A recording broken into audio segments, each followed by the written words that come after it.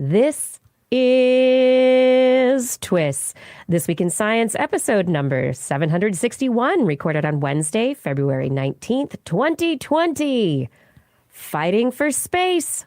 I'm Dr. Kiki, and tonight we will fill your head with old memories, dead fossils, and invertebrate sex. But first, thanks to the Burroughs Welcome Fund and our Patreon sponsors for their generous support of TWIS. You can become a part of the Patreon community at patreon.com/thisweekinscience. Disclaimer. You need to learn to walk before you can run. Before that, you must master crawling. Long before crawling, a human baby must learn to lift an oversized skull and have a look around. That act, as unassuming as it might seem, is just the first of many gravity-defying missions to come. And while we humans have gotten pretty darn good at defying gravity on greater and greater scales, we still do so with the same desire we originally started with, to have a look around, and then to get up and go there. And if we're talking about having better look around at anything, that must mean it is once again time for This Week in Science, coming up next. I've got the kind of mind that can't get enough. I want to learn everything. I want to fill it all up with new discoveries that happen every day of the week. There's only one place to go to find the knowledge I seek. I want to know what's happening. What's happening? What's happening this week in science? What's happening? What's happening? What's happening this week in science? A good science to you, Kiki and Blair. And a good science to you too, Justin, Blair, and everyone out there. Welcome to another episode of This Week in Science. We are back again with all the science from the past week. Such a great show. I have stories about making self-replicating monsters. No, not monsters. Biology. Self-replicating things in dishes. I also have a story about bird memories. And we have an interview tonight about a new book about an old fight. What do you have for us, Justin? I have a Neanderthal site revisited. And just how the heck you can get dinosaur tracks on the ceiling of a cave? That's a really good question. With a ladder? Yeah, trampoline. Ladder. I like the trampoline answer. Mm-hmm. What really killed the dinosaurs? Trampolines and caves. Trampoline. Bad combo. Blair, what's in the animal corner? I have, after a long respite, some invertebrate sex in the animal corner tonight. And I also have a quick story about new technologies for animal care. All right. All coming up in just a bit. And as we jump into it here, I want to remind you that you can tell your friends about This Week in Science. If you like this podcast, you can tell your friends to find us on iTunes and Google Play Podcast Portal, Stitcher, Spreaker, TuneIn, Pandora, Spotify, all the places. You can also find us on YouTube and Facebook, or just visit twis.org. But now it's time for the science. I want to do a quick update on the flu season in the United States and SARS-CoV-2, which was being called nCoV 2019 a couple of weeks ago until the disease already mutated. Yeah, the name. Yes, the name is mutated. Anywho, the CDC reports that there have been 14,000 deaths, 250,000 hospitalizations, and 26 million infections from influenza. Wait, that's the regular. The regular seasonal. Oh, yes. Okay. In the United States, and only in the United States. Globally, there are just over 75,000 COVID-19 cases. That is the actual disease form of the virus SARS-CoV-2. Now, there have also been 2,014 confirmed deaths from COVID-19, but With this growing disease, researchers have 3D modeled the structure of the SARS-CoV-2 protein spike, and others have outlined the steps that are needed to develop a vaccine for it. Quarantines are still ongoing, and those quarantines are affecting trade and scientific research. Now, but those two numbers contrasted to each other are I think, helpful so that people, I don't know, scare them about the regular influenza flu that comes around, or maybe make this pandemic that we're experiencing a little less scary compared to the flu we already know. Yeah, and I don't want to minimize impact here, but I do want to take this as an opportunity to remind everyone the way that you can help protect yourself from the flu and the way you can help protect yourself from this coronavirus is to wash your hands, not touch your face when you're in public spaces. We just spent some time in airports, and I made sure that I had my hand sanitizer and I washed my hands before I ate anything, after touching anything in the airports. So just good personal hygiene and protection is still a good fight against these and many other diseases. And if you don't feel good, stay home if you can. Absolutely. Right. Yeah. Okay. I would love to introduce our guest for the evening. It's time for an interview, everyone.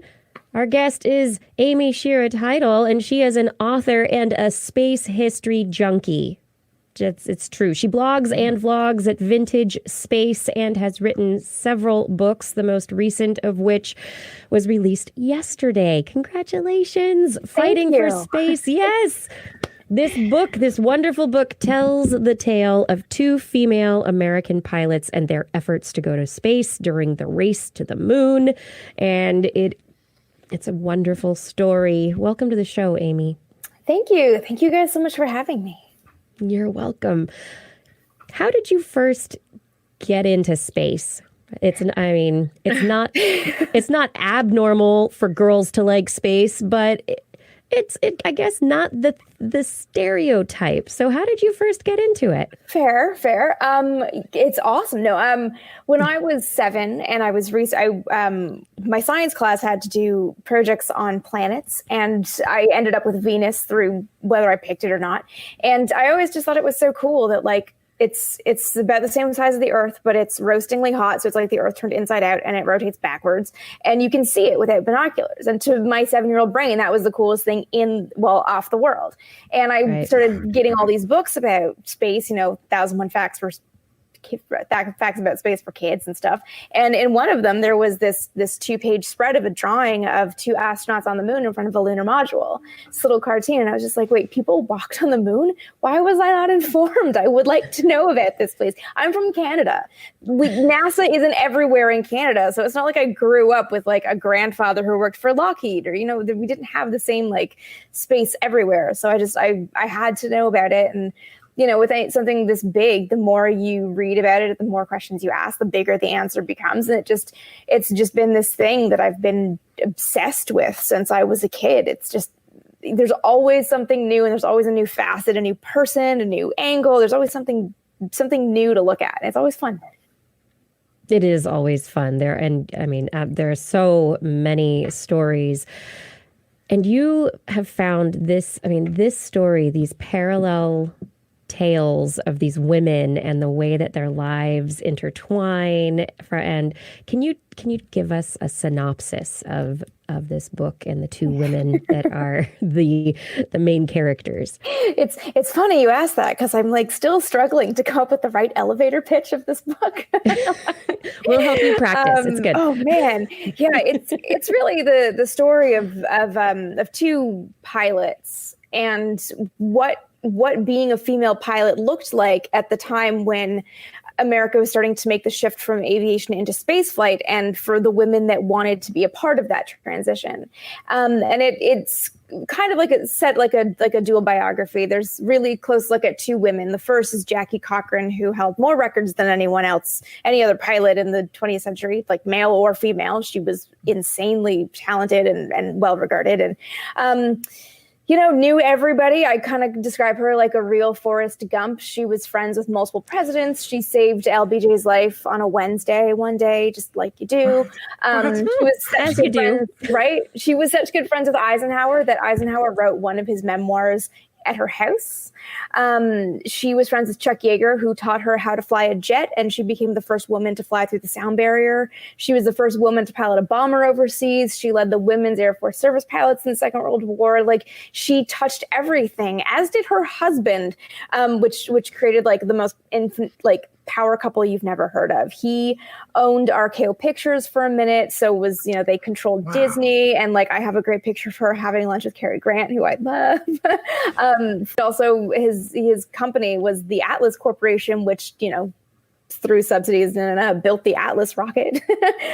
He owned America, and Jackie was right there benefiting from it. And it's their kind of insane power coupleness, just like she was everywhere and everything. And among their powerful friends was Dr. Randy Lovelace, who did the medical testing for NASA for the astronaut qualifications. Which, if you've seen the movie The Right Stuff, that whole montage of what's his name. Not Woody Harrelson, the other guy. Anyways, I can't think of the actor's name who plays John Glenn anymore. Blanking. Anyways, them like blowing into tubes of water and like running down the hallway with enema bags and stuff like that is what Randy Lovelace did for NASA. And he put this younger woman, Jerry Cobb, through the same testing. And she just happened to be at the right age and the right place at the right time to do it. And then it kind of this story kind of takes on this weird life of its own, because how when a new paper comes out and it's like there's new evidence for existence of past water on Mars, and then the headline is Water on Mars. It was basically the same thing. Like, Randy Lovelace presented this paper and was talking about how he put a woman through the tests and she fared quite well for the astronaut medical test, and the headline is "There's a woman astronaut in training." And it's like, no, there isn't actually one. And she like ran with this media for that. Yes, there is. Yes, there is. It's a newspaper. And then like Randy Lovelace, being a good scientist, knows that one data point is not enough, so he wants to get more women involved and get more data points. And then there's a handful go through the testing kind of pell-mell a little bit, and he asks his good friend Jackie to like help advise on the program and bring in more women. So you've got these two kind of wrestling for control of this program that's not actually a program, it's a private medical investigation. But Jerry's like, I'm gonna do all the testing, and like gets herself some psychological testing and just like figures out these things on her own. And meanwhile, like Jackie's paying for all the girls to go and take time off to do these tests.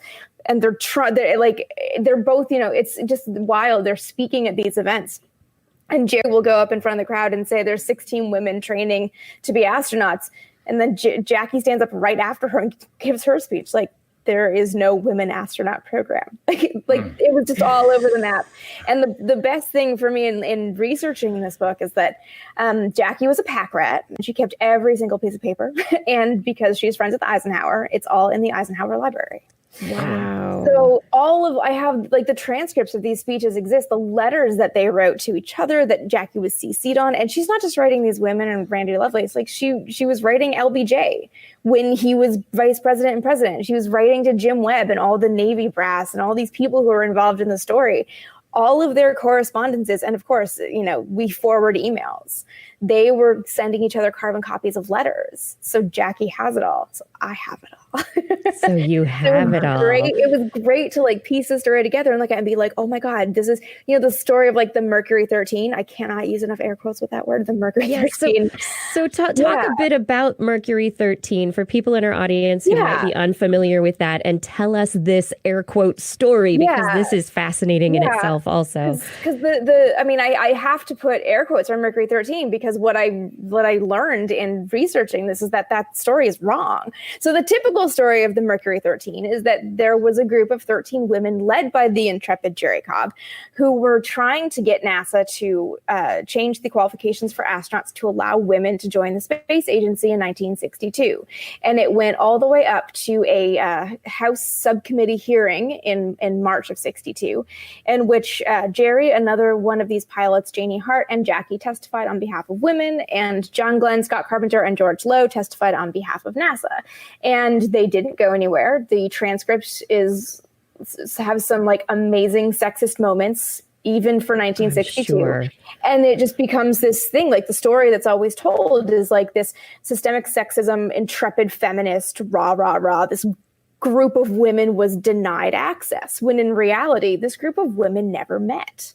And there were not 13 of them. One of them dropped out. So really there were 12. So it's just like these little things. Like the term Mercury 13 was actually invented by a producer in Hollywood in the 90s for a Dateline segment. And it stuck. It's very catchy. So what I really wanted to do with this book is kind of tease it out. And because I found all these letters, I mean, to find letters of, there's I can't remember if it's a speech or if it's a press conference, but Jerry says that she's representing the women because she did the testing first. And then I have all these letters from all the other women writing to Jackie saying, Jerry did not ask my permission to speak for me. She is not my spokesperson. I do not like what she's doing. And it's just, there's division within the group that no one ever talks about. So it was really interesting. Division within the group that's not a real group. Yeah. they met, they knew each other through air races or through whatever, some of them, they weren't tested as a group like in the movie because women couldn't just take time off to do astronaut medical tests. They had to ask for time off. They had to quit their jobs. They had to find sitters to take care of their 8 children in one woman's case. So they kind of went like when they had a chance. Some of them got to test in pairs and got to meet each other, but I think the first time they really started meeting as a group was in the 90s. And by then 2 of them had passed away. So they were never all in the same place at the same time. So it's 8 children. 8 children. Yeah, I think that person that you know what? Just go ahead. You pass. There's children. There's But also, nothing please space give me is more going to tests. throw at you. I need to get out of the house. She was the wife of a senator on top of that. I can only imagine the insanity of like all of these things. Sure, I'll take a week off to do some medical tests. Let's find out. Wow. Yeah. Wow. So did you get This any? is an amazing story I've never heard of. Yeah, I know, and I'm so excited that I get to tell it. Yeah. Aside from the ego and probably the drive of Jerry, did you get any sense from your readings of the letters and all of the transcripts of really why was she pushing this narrative of the women astronauts? Why was was it simply if she thought if she pushed the media enough that it would come true? I think there's a little bit of that. It reads to me a little bit like she started to believe her own hype quite a bit. But she kind of presents it like there's this group. If we're a united front, you can't deny all of us. Like one person, it's harder to make a change. But when you have a whole group coming in, then you take them seriously, especially if they're all saying, we're medically fit for spaceflight, which let's also be honest, in the early 1960s, being physically fit is like this big a piece of the needing to be an astronaut puzzle. I mean, yeah, it was sketchy. It was way sketchy back then. So there's part of that, but it's as she kind of gets, as you start to read the letters, and I quote a ton of them in there. There's a lot of direct references. You start to feel her desperation a little bit, and to the point where she starts writing to Jim Webb and JFK and LBJ once he's president, saying, I want to go to space. And it stops becoming I want to spearhead this on behalf of women to I want this for myself.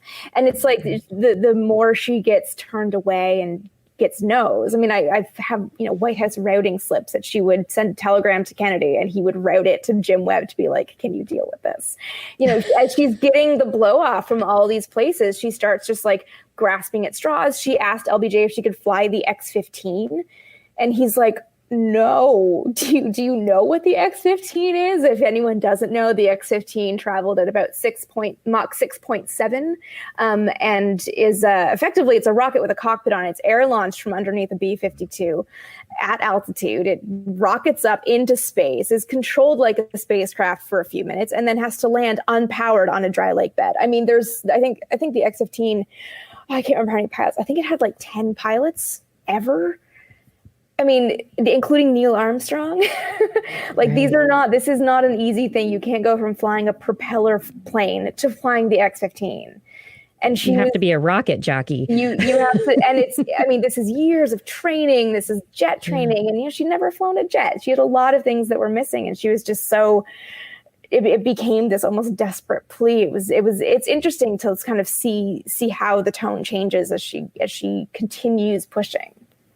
So it's weird though. I've always been a fan of vintage science fiction, and there was something that I noticed in the Outer Limits series, which is like 61, 62, maybe 63. Is there are women astronauts? It's as if like, duh, that's just normal. They're in that, which you didn't. If you look at earlier sci-fi, it was thought of as men on a submarine going through space, and suddenly there's all of these women's. And I never had connected like what was in the air that could have provoked the writers to start throwing women scientists in. But this might be the background from it. This might be why they like, oh, I guess women can be scientists now. Let's just put them into the show. Yeah, there's definitely what did come. I mean, Jerry and these girls didn't get their chance to fly in space.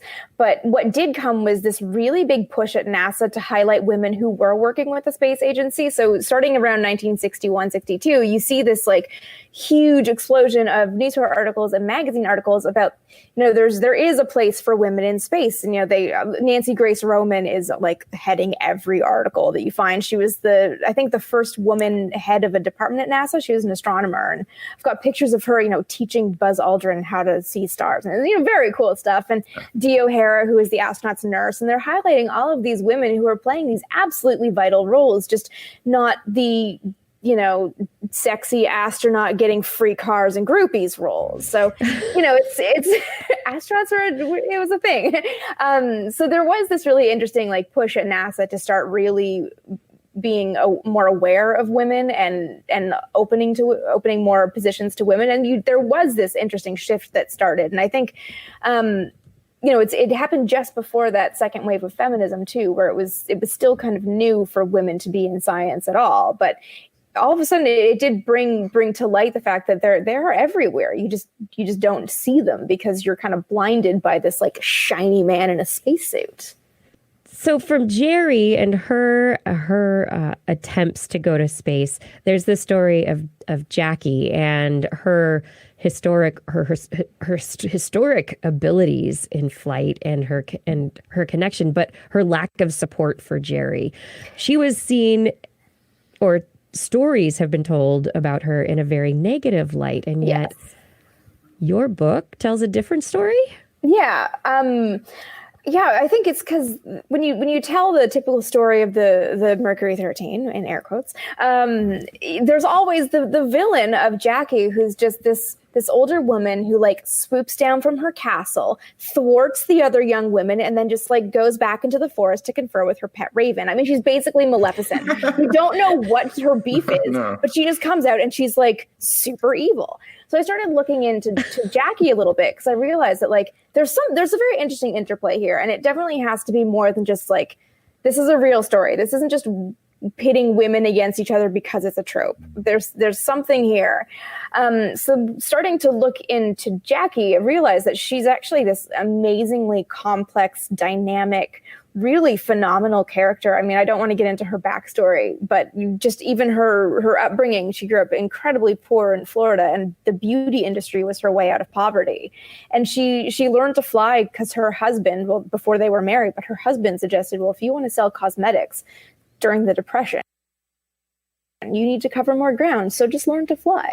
And she's got her pilot's license in 17 days, which is like ridiculous. Yeah, she's such a gifted aviator, and just like she learned to fly in 1932. In 1938, she won the Bendix Transcontinental Air Race, which is like the biggest air race in the country at the time.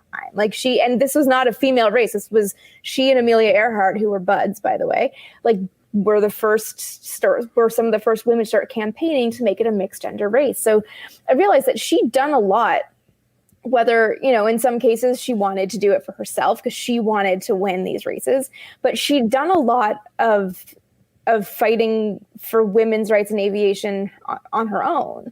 So she'd done a lot of this work already. So why is she coming in as the villain? And I think it's because I really do think she had a different understanding of what it meant to break barriers for women. Like she went through a lot to get the women's Air Force service pilots going. She went through a lot to be able to do some of the things she did. She was under a lot of criticism quite often when she was flying a jet.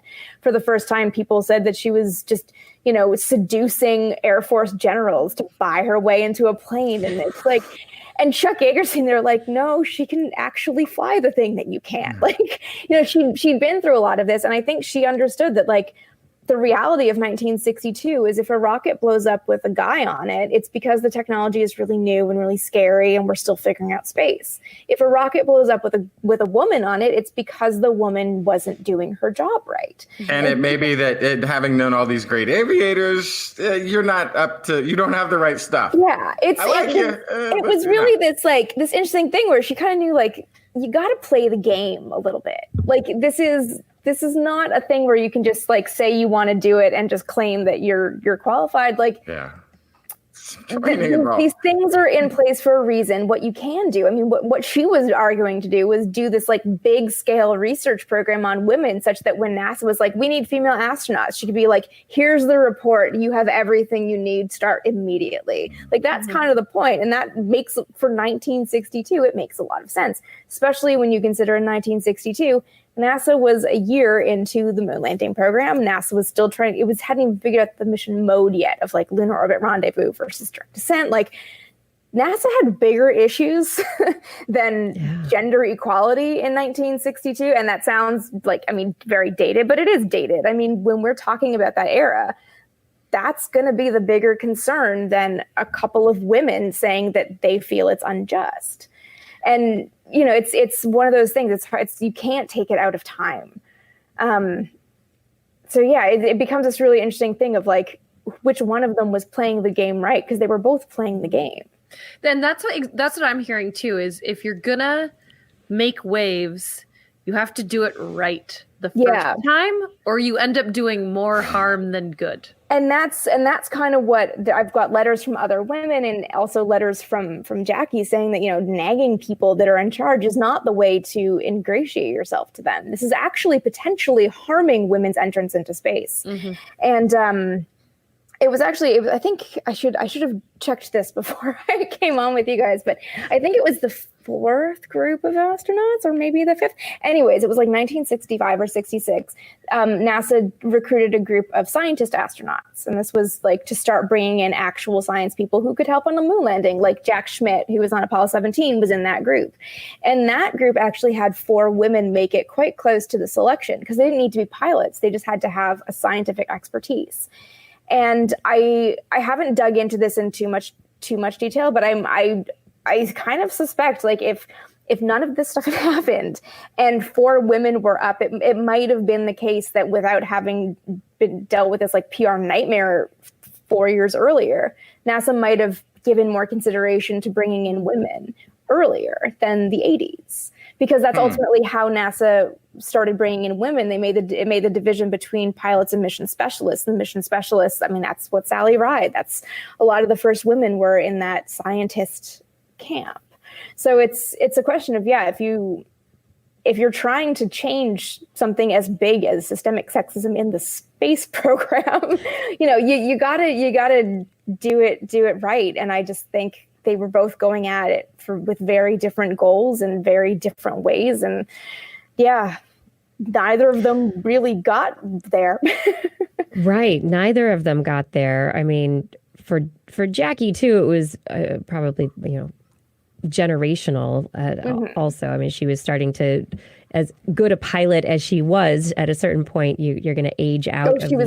way too old. She was, gosh, she was in her 60s by then. I can't math, but she was nearing 60. She was nearing 60 by that point. So she was too old by any stretch. But I think she been around enough to sort of know what needs to happen to create a big change. And knowing the people that she knew, I mean, she was close into political circles and people who were working on big strategic efforts, you know, on many different areas of the public sphere. And so she probably had an amazing bird's eye view into how to navigate those waters and make something happen. Yeah, she knew how things worked, but she also had everyone in her pocket. Like, she could get to the deciders with a phone call. I mean, she had a very unique perspective and a unique position, and used it when she needed to, which was fairly often. That's amazing. From the perspective of the women's rights, I mean, the timing for you to write this story now, do you feel like this is the right time to be telling this particular story? It definitely feels like it's a good moment to be talking about this kind of stuff and bringing it up. And there's a lot of elements, and it's not even just like the straight up women fighting for their space, to use the title, be it, you know, Jackie fighting for her space in the aviation world, or Jerry fighting for literal space. You know, it's that element is timely, but there's so many other parts of this that I think are very relevant. One of my favorite elements of Jackie is that she ran this cosmetics company that was one of the top luxury brands in the country, right along with Elizabeth Arden. And she refused to compromise femininity because it was as big a part of her as her technical skill. And I have so many pictures of this, but there's a great picture I have of her. She's sitting there on the tarmac in front of a T-38 jet in her flight suit, putting on her lipstick, and you can just see Chuck Yeager behind her, like head on his hand, like, oh my God. And it's just, she's like, she would win an air race and she'd see the press and she's like, well, I have to fix my face. And she like developed all these, like, this thing called a perk up stick that's like, you know, those stackable makeup things, but like really nice quality ones because they're from the 40s. And she would have it in her pocket and she'd, you know, touch up her rouge and her lipstick. And she's like, she's making all these men wait. Like, she turned this typically feminine thing into a power move. And she's like, why would you rush me? If I'm going to have my picture taken, I'm going to be happy with it. Like, she kind of was that like demanding woman in like every facet of her life. And I think there's a lot of things to be gained from a lot of facets of the story. And at the end of the day, it's so nice to write something this big that's like, the women are the ones in charge. The women are the women are the ones in the cockpit. It's like, I kind of describe it's like, you know, kind of Top Gun or Ford versus words are hard. Ford versus Ferrari, but like the women are the ones in the cockpits. They're the ones driving. They're the ones putting their lives on the line all over the place. And they still also have romances, and it's just, they're very complete characters. And it was really fun to bring all of their elements to life. And just, you know, I'm hoping that whoever you prefer, because I feel like they're very dividing characters. You're either Team Jackie or Team Jerry a little bit, but in either case, like, you're going to be inspired by something that they've done, whatever it is. And there's so much kind of amazing inspirational elements in both of their stories that it's really fun to bring it up, especially now when we're sort of, especially now, but I'm very upset that I haven't heard this story. like this is, you can now. No, I know this is fantastic. But it's incredible that it's there and that it's that you're going to be able to tell this in this way. But yeah, it's overdue. This is a very overdue story that needs to be told. Could not believe. I think so. Jackie died in 1980, which I don't know, like when people stopped writing about her. I mean, everyone knows Amelia Earhart. And she did not do nearly what Jackie did. And, you know, I go to every aviation museum I go near, I stop in and look. And there's always like a weird little, you know, display case with like something of Jackie in it. And like now that I'm aware of her, like, she's everywhere, but no one's ever really and, you know, the last book written about her was like 20 years ago. I mean, it's just, it's weird. It's weird that it's not more known. And I'm so excited to bring it to people because she's so awesome. And like this take on the story that's not, not the Hollywood version, although there's definitely like Hollywood story in here, but not the version of these women banding together for something that's not real. I mean, I'm so excited to have it with so many references. Just the historian in me is like, I love that I have the words to put in people's mouths.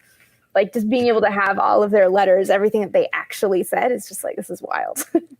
Yeah, it's such a treasure trove. Yeah. Fantastic. So how are you telling this story? How are you getting this story out there? The book came out yesterday, so it's available all across the United States and Canada, as well as the audiobook that I narrated this time, which was a trip in and of itself. Fantastic. Did you narrate it in an actual audio booth or in your closet? Oh no, in an actual audio booth. Thankfully, I did not have to sit there and then edit. It's 11 and a half hours, I think. Thankfully, I did not have to sit there and edit that because no, I wouldn't do that. No. But they offered me the chance. Actually, it was one of the first things because I didn't get to narrate my first audiobook.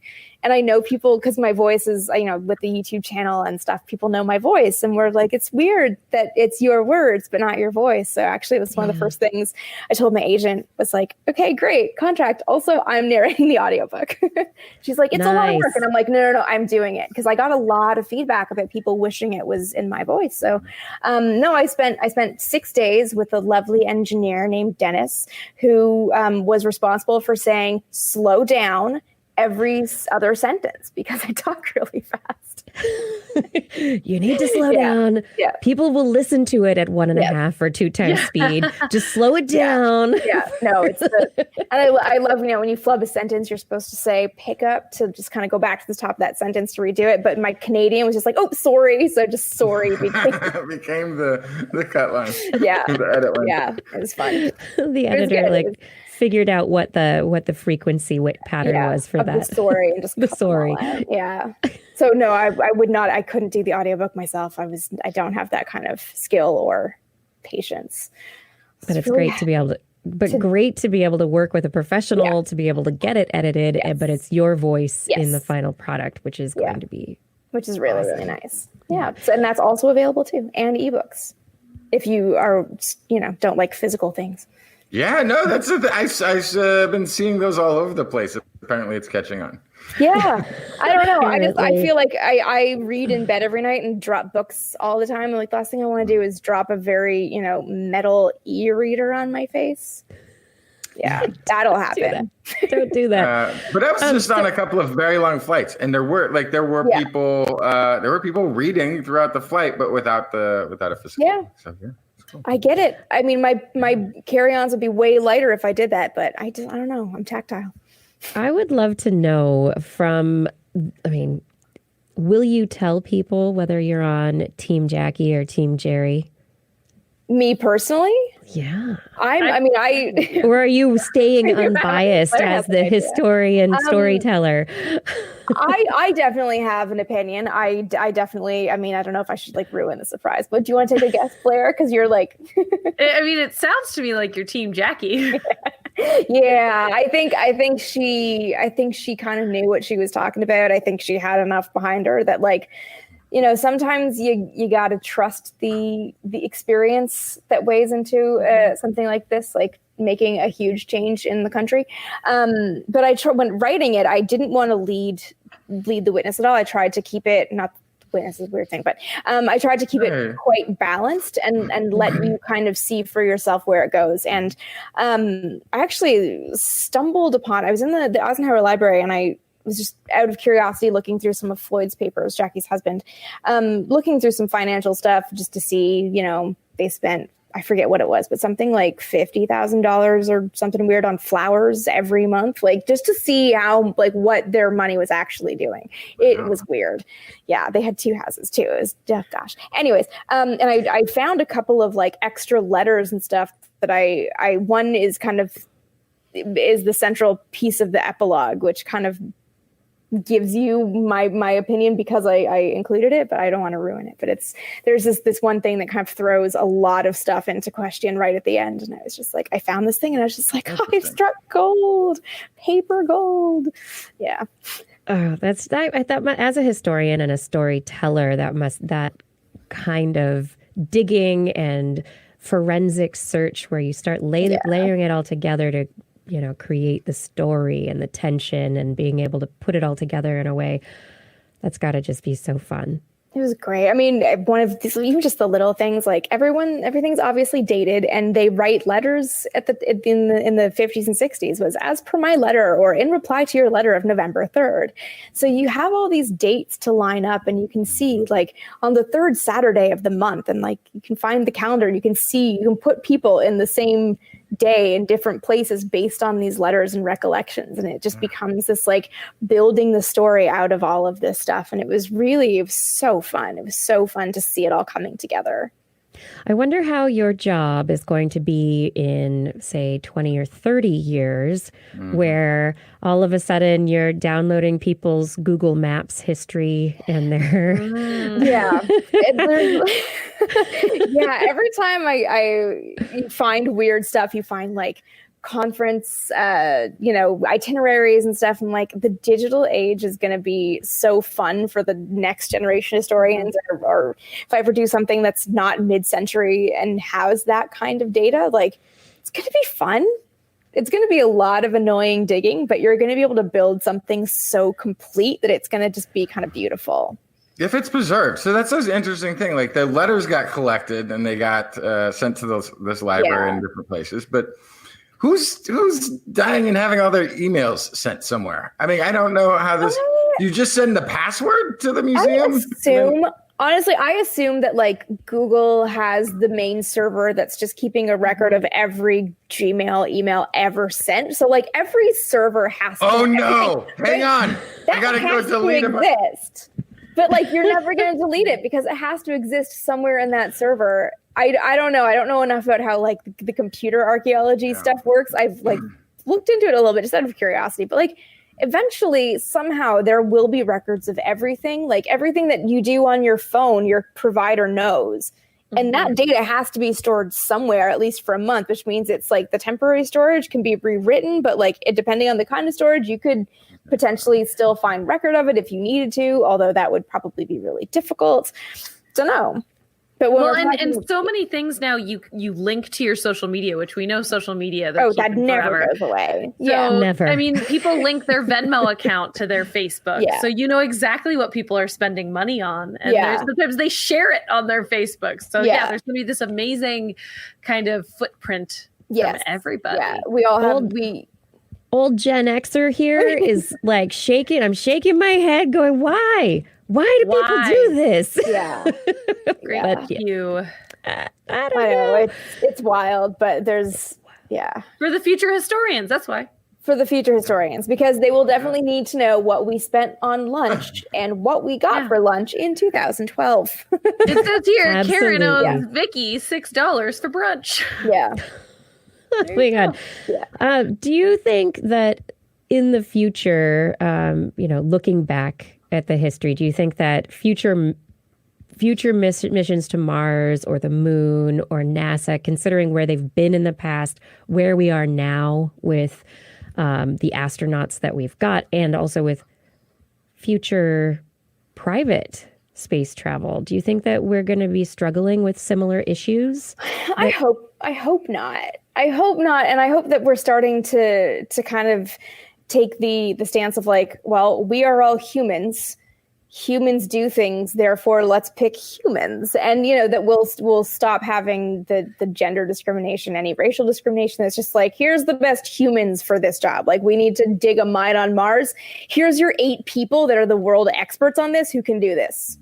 They are the people. And I think like taking that stance of looking at the human ability, it just will allow, the next, and I say this without having kids. So, this is just my wishful thinking of like, we'll help the next generation and the generation after that see that like, it doesn't matter who you are. If what you do is really inspirational, you can still learn from it and you can still be inspired by it. And that, it doesn't matter who's in charge. You see someone who's in charge as a kid, they are the authority, and you learn that everyone therefore can be an authority. So as we start getting into, these future long-term space missions and stuff, that it's just like, these astronauts, whoever they are, do amazing human things because we are all humans, and we finally stop just fighting about petty things together and like let this be the thing that helps us show like, look, these humans did something awesome and they all look like all of us and we can all do the things. Let's do the things, humans. That's my like rainbows and unicorns vision for the future, where we stop having to have this conversation about gender and everything, and we're people who are doing something amazing together as people. You know, it'll take a while, and you know. So I think NASA is there. The question I NASA's have definitely getting there. Yeah. The question I have is NASA the one that's going? Oh golly, who knows? So that's the problem. Like, what now we have to. Yeah. I know. I don't work for any of these peoples, and like, yeah. I've been so living in like 1940 to 60 for so long at this point. I don't really know what's going on right now. I'm very confused about this whole internet technology. I don't really know what's going on with SpaceX, and I feel like because it's a private company, they might have some magic figured out that I don't know yet. But last I talked to people at NASA about it, we can't land humans on Mars yet. We're not quite there. The parachute technology to slow something down to actually land softly with humans is not there yet. So physical landing is really hard. To have retro rockets, that rocket's not getting off the Earth right now. Like we'd have to start doing like a fun Brownian, like build your thing in orbit and send it to Mars, which like who's going to actually start with the infrastructure? Because if we change leadership so much, it's impossible to actually get something going that lasts. And, you know, that's a challenge in itself. So I don't really know. I think I don't know. It could be that Elon Musk has like re-landed the booster rockets and got to reuse them. From that point on, I've stopped questioning. Before that, I was like, this is a good idea. I don't know if this is, but once that happened, I'm like, they're going to figure it out. He's delivering on some big crazy, some promises that seem pretty crazy. So I mean, he might figure it out. I don't know. Yeah, I don't know. I can't really. I can't say with any certainty because like I ultimately think like how many times has the Mars mission been pushed back? Like we were supposed to go in 1989, right? We were supposed to go in the 70s. Then we were supposed to do it in 30 years in 1989. And it's just like everyone keeps having Mars as like their attempt at a Kennedy moment with the moon. And like then Mars is really hard and expensive and is like well beyond anybody's term in office. So like it disappears. Like this is the cycle that we keep going through, and I think until either NASA starts something or SpaceX like starts really laying that foundation, I don't know. Until we get to the moon, moon base. Which we're doing this year. We're going back to the moon this year, or at least that was the last proposal of going to the moon some 20 years ago. Is that we were going to do it in 2020. I thought it was now we're not. The first flight was now in 2021. So I think it was last year. It was moved back. Yeah, but that's for a rover mission, not for a manned mission. We were supposed to land again. 20 years ago, we were going to be landing on the moon again. Now. I think we were supposed to actually have humans circumnavigating the moon last year, which is then pushed to next year. But I still don't really know what the status of that mission is. And this is the one, too, that I think it's supposed to be like the all-female crew, which to me feels like tokenism a little bit. Like a little. I don't feel like we need to have an all-female crew for the sake of having an all-female crew. Again, let's get the right humans for what we need to be doing and show that it's about merit, not about what you look like. Well, and that also still sets an expectation of otherism with the women. Yes. Yeah. So other than just integrating. That's my biggest frustration with like, and even, I mean, you know, as much as I love sort of like the women empowerment, like conferences and stuff, I feel like all that needs to happen in a mixed environment so that little boys also grow up seeing that like women and little girls grow up seeing that like women in charge, women doing these things is not limited to only within women, that like, we don't do this apart from everything else. We do this, period. Like that's kind of why I love Jackie as like this really cool model of like doing what you can do because you know you can do it and shut up if you think you can't. Like she's that, you know, a century ago. So yeah, I know that otherness of women, that otherness is just sort of like kind of leaves that bad taste in my mouth. Yeah, I know what you mean. So you are going to be current right now. You're going around and promoting your book, and you're probably going to be. Are you touring around to places, or are you? So far, I've got like I'll do this too. Burn it into your brains. So far, I've got a handful of things coming up. Nothing, no like crazy tour. But you know, if there's a good reception and there's interest, like, yeah, of course I'll promote it, because why would I spend 3 years writing this and not want to promote it?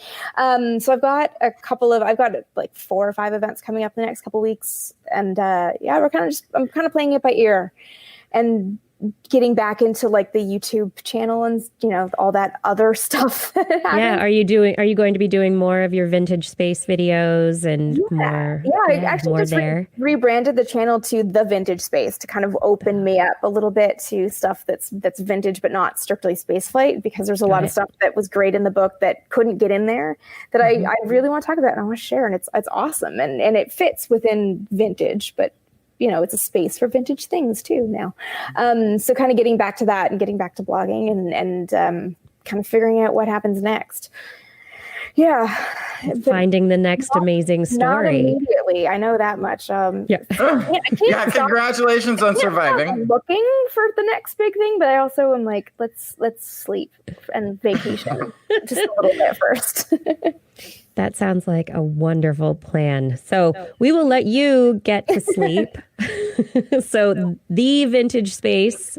Yes. Is that where people? If you all of the plugs. The Vintage Space is the YouTube channel, although if you search Vintage Space, you still find it, which is convenient for Google search analytics. Also on Twitter, Amy Shira Teitel is where I do most of my shameless self-promotion, as well as advertising and letting you guys know about event signings, anything I have coming up, and also like what my new YouTube video is when I do have one. It's in a regular schedule right now because there's a decent amount of travel happening. And yeah, that's kind of everything kind of lives on Twitter is kind of like the main spot. So that's the best place to follow me. Fantastic. End of I hope many people follow you and check out your book. Yeah. Available everywhere in America and Canada. Wonderful. And hopefully soon in other languages in other countries. Yes. Yeah. That's to come. I will announce when that happens on Twitter. Ding. Fantastic. Well, I'll be following so and I'm gonna definitely check this book out. Thank you guys. Thank you so much for letting me kind of rant a little bit about this stuff. I clearly have a lot to say. It's fascinating. I love it. It's fun to share this. It's fun to finally have it out in the world and be able to share it. So yeah, I imagine you hold it close to your chest while you're fostering it and bringing it into its form, and then now it's like I can talk about it. Yes, all the details. Yeah, exactly. All the details. Thank you so much for joining us tonight. Thank you, guys. Yeah, have a wonderful night. You too. Everyone, that was Amy Shira Teitel. Fighting for Space is her book. And we are going to take a very quick break. And we'll be back in just one moment with more This Week in Science.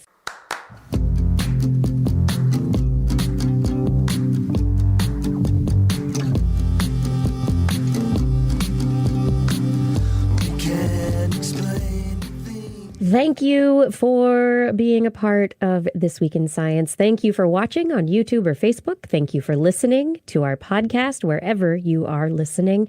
And you are the reason we're able to do what we do every week, bringing you up to date and down to earth views on science. That's right. It's all because of you.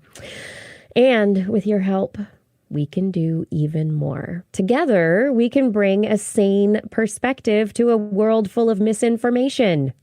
Head to TWIS.org right now. Click on the Patreon link and choose your level of support. Be a part of bringing sanity and science to more people. We couldn't do it without you.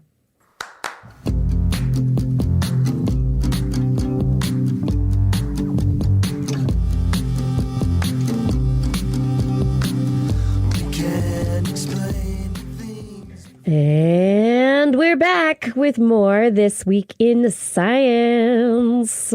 Ooh, we have stories. I said it was a quick break. Justin didn't believe me. No, he definitely did. This is the new flow of the show. I'm trying to do some new things to break it up a little bit, make things move a little bit more quickly. And so, we're not going to do that big old long break there in the middle anymore. It's going to be much shorter. We'll see. I think it's a better idea, but let's talk about science. Are you ready for that, Blair? Oh, I'm ready. You are ready for science? So let's talk about the self-replicating nature of nature. Self-replicating nature. You're talking about DNA? Yeah. Oh, okay. Good job. Oh, you jumped on that very quickly. Life. It replicates itself. That is one of the hallmarks of life. If it doesn't replicate itself, well, it's not going anywhere. And that's not how it works. Researchers in synthetic biology have been attempting to mimic biology, but artificially.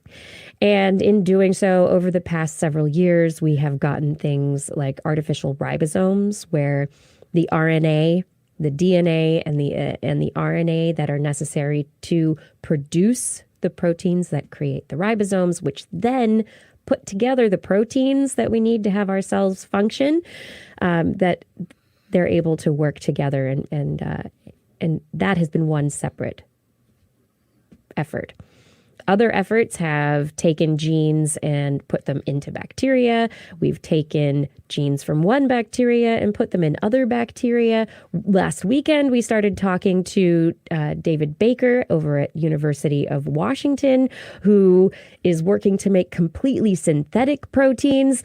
And now researchers from the Max Planck Institute have published in Nature Communications their paper called In Vitro Self-Replication and Multi-Cistronic Expression of Large Synthetic Genomes. A lot of words.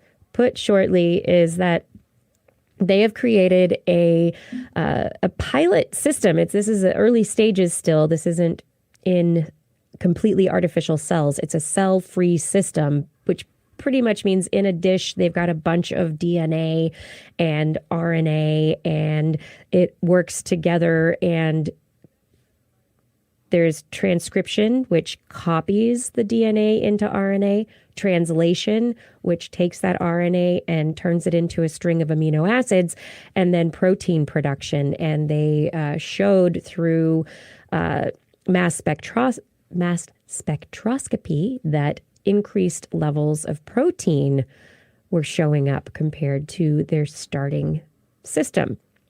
They have a system that is 116 kilobases, which is really short. 116 kilobase pairs of DNA is really close to what is thought to be the smallest genome size possible for a cell genome to live and be self-replicating. The smallest that they have seen that's estimated for it to work is 113 kilobase pairs, and that's a natural system. So this synthetic system is not much bigger, 3,000 kilobase pairs bigger, and has RNA polymerases, which are the enzymes necessary for transcription, translation to take place. They have a bunch of genes that they did take from E. coli and put in there to create the genome. But in this cell-free system, DNA was copied and pasted and copied and pasted and copied and pasted, and it was self-replicating itself and just working. Synthetic genome. Nice. DNA do as DNA do. Yeah. The DNA did. They did what they do best. Yeah, the exciting part of this is that in the future, they'll be able to take this system, at least where they hope they'll be able to take this system, they'll be able to potentially make a minimally viable cell, an MVC, that could be used in biotech to synthetically produce substances that we want. Yeah. So my first question is: was there a purpose with the proteins that they had? Were they right? But no, it was just all furthering This was all just furthering to self-replicate. Self-replication. Yeah, absolutely. But that's the thing. So what biotechnology does is they back engineer the entire process. They find an organism and they try to tweak it so that it produces a protein that they want. But of course, there's all this other stuff that the organism was evolved to do, that the processes and energy that's being used up in other places.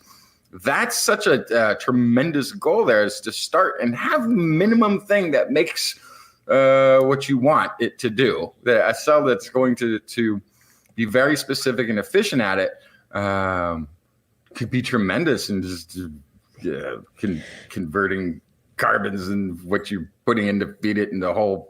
And so what you're talking about is that is a top-down method. Take something alive and tweak it, and what this is bottom up. Yeah. It's designing it from the bottom up, and this is so it's and then you don't end up taking with principles a car from nature. Yeah, and then you don't end up with a car that's got like 3 extra wheels that don't touch the ground, and like all this other stuff that came with the thing you started adding things onto or tweaking that you don't actually need, but just came with the rest of the architecture.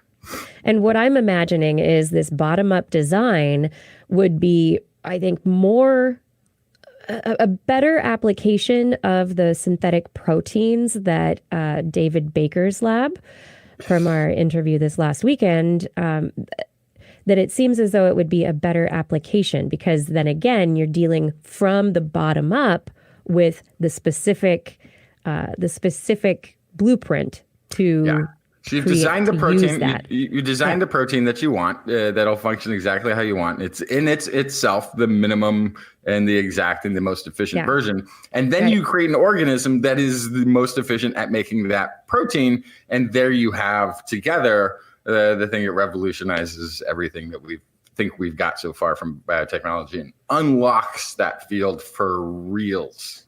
For real. So this is pretty exciting. I think I think this is a big step towards actually creating a self-replicating system that mimics biology. It's a big one. And we've talked about it with this show, how we're always this is the greatest time to be talking about science and the potential when we're talking about science, because we're always getting to see firsthand as these things come across the crawl of this show.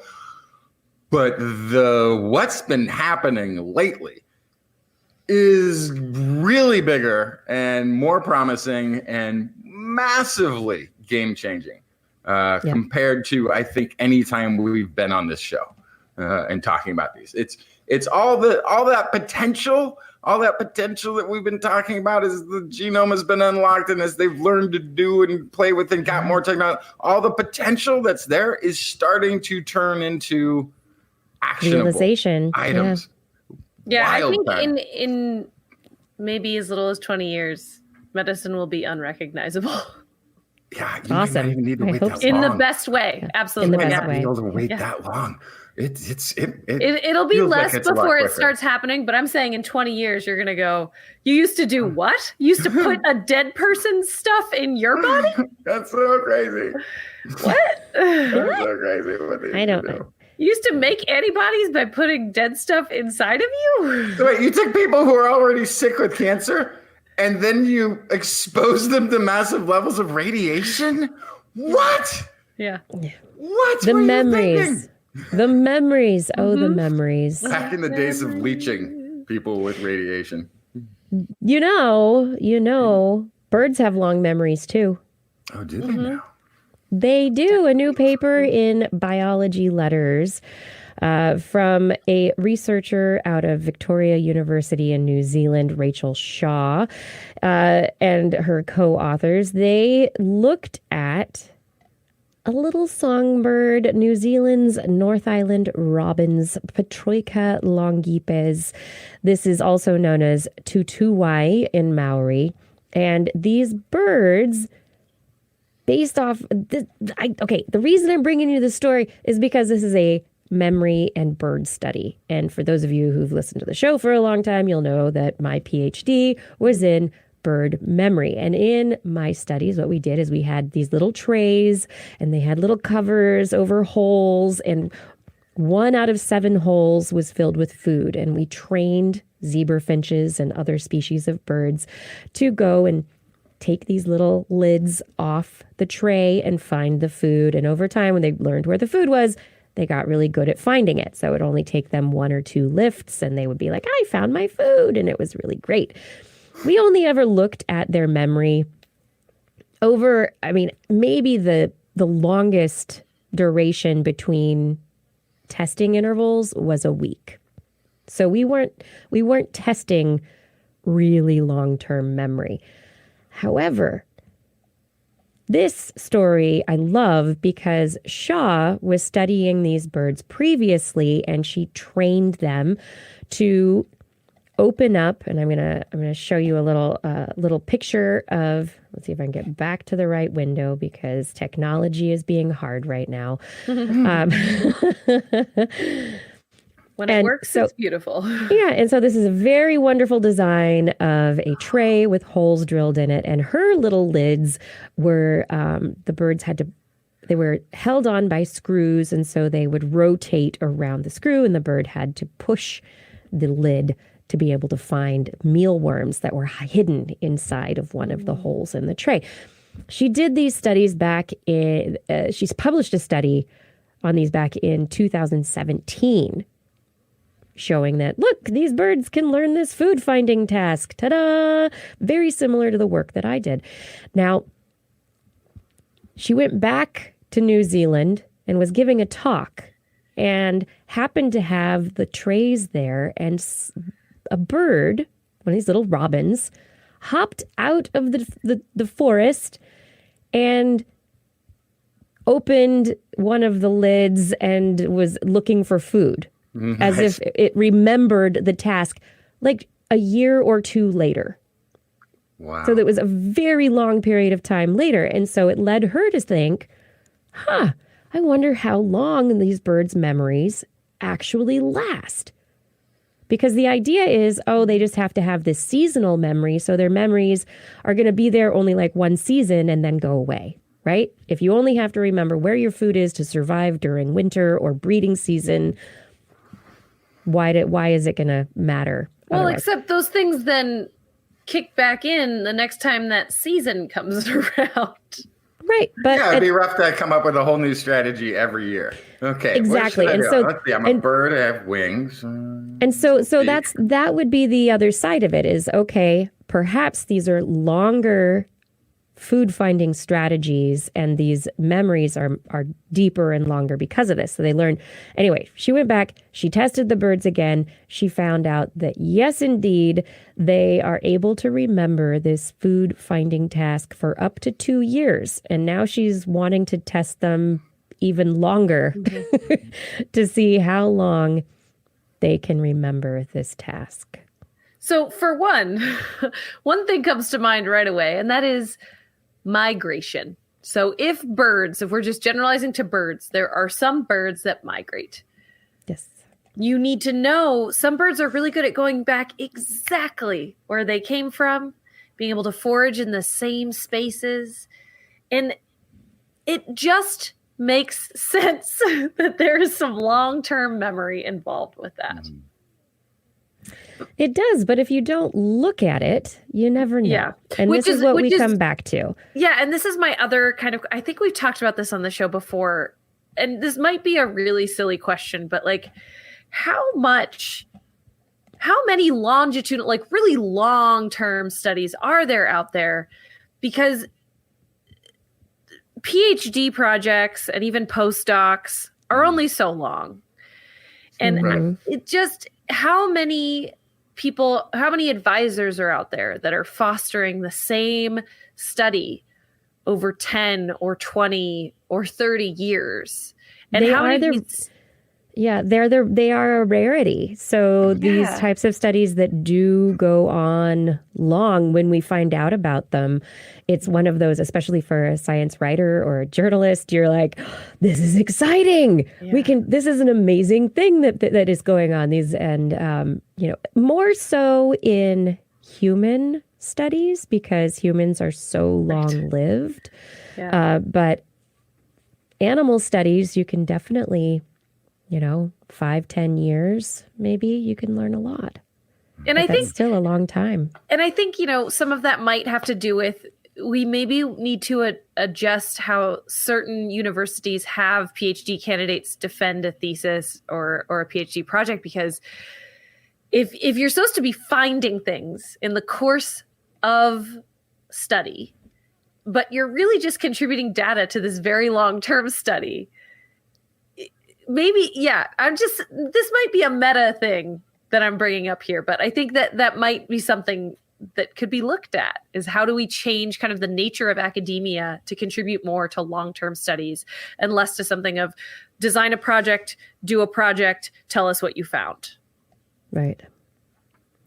Now, I think the question also is with this particular study is getting back to the birds. What are the aspects of the task that they remember? If the task were more complex, would they remember it as well? Is it just, oh, I remember this box, I'm not afraid of it, I can move the little lid, then that's more a procedural memory than it is a spatial memory or a contextual memory. But, right, like association versus logic versus problem solving. Yeah, it's a lot of different. Yeah, that's interesting. Oh yeah, I really liked it. I think it was little birds and probably many more animals, as we have said many times. Probably have very great memories. Animals are smart and they remember things. And we need to fund longer term studies so that we can discover more of this more easily. There we go. That said, Justin, what did you bring to talk about tonight? Okay. This is okay. So this is from Shenadar Cave in Kurdistan. Some new Neander news. So anybody who has been closely tracking Neander news stories over the years might remember this cave, and it might sound like an old story. The site is one where archaeologist Ralph Solecki discovered about 60 years ago a whole bunch of Neanderthals, 10 of them. Some clustered together. We found some clumps of ancient pollen surrounding one of them. Many of the skeletons showed signs of being cared for because they had injuries or disease that had healed. They were a little bit older than we might have expected, some almost my age even. So this was some evidence that they had been buried. And then further studies found that they might have been well cared for. There may have been funerary rites, a little bit of a mortuary thing going on with the flowers from the pollen. So as can happen in science, there was not agreement about all the implications of this. The uncertainty of seeing this picture so far into the past and extrapolating why these were found there. And we've reported on ups and downs of this to some extent. There was one study that had concluded that they had been crushed in the cave. That's why they were buried, because the cave had fallen down upon them. And then another study went back and goes, no, the skulls were crushed and the bones were sort of broken up, but that's just what you would expect it with, 50, 60, 70,000-year-old bones. They could have still been laid in place. So lots of there was a study that said that the pollen could have just as easily come in from animals. There's another one that said the pollen that was found, it looked like it was made up of things that would have been considered medicinal herbs in the ancient world. And so maybe they were funerary rites after all. Anyway, or attempts to keep people alive that they had on them to treat injury or illness, so that sort of thing. So there's been tons of controversy on this. Professor Graham Barker from Cambridge Macdonald Institute of Archaeology wanted to go back and redate this cave, redate the soil, and take a little return look. He started trying to go back over a decade ago, but of course this is in Kurdistan, in Iraq, and there have been wars, and there was ISIS thing, so they've been having a hard time getting back. Finally got back in 2016 and started to go about their work. And this is quotey voice from Barker. "We didn't expect to find any Neanderthal bones," because of course what they were there to do was just to revisit that site and redo some of the studies with modern equipment. But of course that's exactly what they did. They found another Neanderthal buried in this cave. They dated it to over 70,000 years ago, and they have dubbed it Shanidar Z. The new excavation, this is quotey voice, quoting Barker. "The new excavation suggests that some of these bodies were laid in a channel in the cave floor created by water, which had then been intentionally dug to make it deeper. There is strong evidence that Shanidar Z was deliberately buried. If Neanderthals were using Shanidar Cave as a site of memory for the repeated ritual interment of their dead, it would suggest cultural complexity of a higher order even than has been applied to them thus far." Right? So they've CT'd, scanned the bones at Cambridge, and they've found some interesting. The wedge at the base of the skull appears to be intact, and that is a pretty decent spot apparently for retrieving ancient Neanderthal DNA. Mm-hmm. So they're going to be able to, going forward, try to take a look at the genetics of this new find, which should answer some more questions, as well as get all the data that they initially went searching for, which, you're going there for soil sample dating, and then you find a Neanderthal. They got a little sidetracked. But we're going to keep our eye on Shanidar Cave in Kurdistan in the future to see what new rounds this investigation is going to give us. I think it's exciting. I mean, every time news comes out about Neanderthal, it's just it's like the animal news. It's like, of course they were complex, and they had culture, and they had all these abilities that we once upon a time said, no. Only humans can do that. Only humans. Which also, it turns out Neanderthals are part of us also. So that's also fun. Yeah.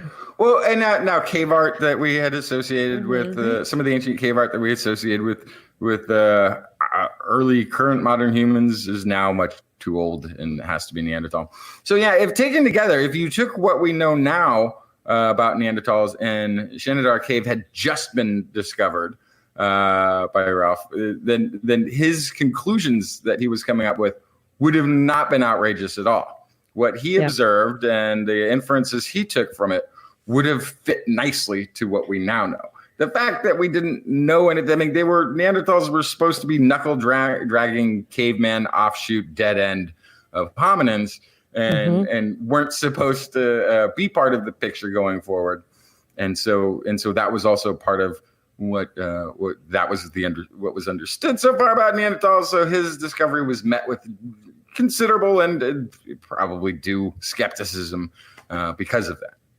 But yeah, if it had been discovered today, they would have had a very different take on that because of all the other observations elsewhere that fit with it. And it wouldn't be a standalone sort of data point of showing more of a complex society with the Neanderthals. Yeah, this really highlights the importance of the timing of scientific discoveries, that if they do not fit within the milieu of what is commonly understood, it's not met well. But if it is data, it's evidence, if it's data that comes in at a time when people are seeing other things, when the environment is more welcoming to that perspective, then it finds its kin more easily. It just is very interesting. The first person to say dinosaurs had feathers they were laughed at. Yeah. Laughed out of Absolutely. conference halls. Dinosaurs, they're lizards. They didn't have feathers. What? No. And I think it's important that the people understand that this is how science is really supposed to work. So when you hear that scientists are disagreeing about something, or where there are arguments in science, so many people believe that science, when they stopped learning science, it was a hard science. Right? It was these are the laws, these are the facts. Science is a thing of set determined. When you watch a Nova special, this is a great example to me. A lot of the times they are telling you all the things that we know in whatever the subject is that they're covering. What they sometimes leave out is all the different opinions that came and all the arguments and all the new evidence that had to come along to piece all of these portions together to make that definitive claim that science makes. So most of science, there's uncertainty. There is uncertainty. There's doubt. There's questions. There's an observation that has a very good signal of this is what I think it is, and somebody says I see it completely differently. And it's not until more and more data points are collected and put together that we can start to have a better view of it. So then I just think the public needs to know more that this is a process, this science thing. It's supposed to have people raising doubts within the science community as they argue back and forth about things. Yes, it is. Yes, Closure. it is. So it is now time. That time in the show. Oh, but if you just tuned in, you're listening to This Week in Science. And if you're interested in a TWIS shirt or mug or other item of TWIS merchandise, we have stuff. You can head to twis.org and click on the Zazzle link to browse our store. And now it's time for Blair's Animal Corner. She loves our creatures, great and small. Biped, millipede, no pet at all. You want to hear about animals? She's your girl. Except for giant pandas and squirrels. There's Animal Corner. What you got, Blair? I'm so excited because I think this might actually be the first time since I got a theme song that I actually have some millipedes to discuss on the show. Biped, millipede. There we go. So millipedes, actually, is how they're pronounced. They are arthropods. They are invertebrates. They do not have 1,000 feet. The biggest and oldest ones have closer to 300, maybe 400 feet. But they have a lot. And their body plan has been confusing scientists for decades. Mainly because they can't figure out how they have sex, which is important due to that, self-replication we were talking about before, kind of like the whole meaning of life, right? Being able to pass your DNA on. So how the heck are they able to do this? It's been a mystery for so long. A joint effort from the Field Museum in Chicago and UC Davis have put a bunch of different kind of layered information together to try to figure this out. They use new imaging techniques and backlights to make different tissues glow to try to identify kind of like the pathway to where it's all happening. There are around 13,000 different species of millipedes that we know of. 13,000. We discover more every year. Wow. Yes, so there's so many, and as far as we know, they each mate differently, but we still don't understand the mechanics of what's going on during the mating process. And so on this study, scientists focused on Pseudopolydesmus, which is a half-inch long brown millipede from North America. They're not too exciting to look at. They're just little half-inch brown things that hide in the dirt. But what made them the perfect study individuals for this research was that they are happy to mate in laboratory conditions. So most millipedes, because they live underground, they only mate underground under dirt. So pretty hard to study. But these guys will even mate in a petri dish under light without dirt. So no shame in their game. No shame at all, which is great because they were able to take dozens of photographs at varying distances. They use computer programs to stack images together so that they could see minuscule details in focus in each different shot. They were able to take both natural and ultraviolet light pictures since, interesting fun fact, millipede genitals glow under UV light. So that helps kind of identify what's going on there. And then they were able to do micro CT scanning. These guys, you can actually put them into test tubes and do CT scanning on them so you don't have to dissect them or anesthetize them to scan them, which is great. So all of this together helped them figure out some really important stuff. So 1, the male's testes are behind their second pair of legs. But his gonapods, the things that he uses the specialized legs to insert sperm into the female, are behind the 7th body ring. Now, what makes a millipede different from a centipede is that millipedes have 2 sets of legs for each segment.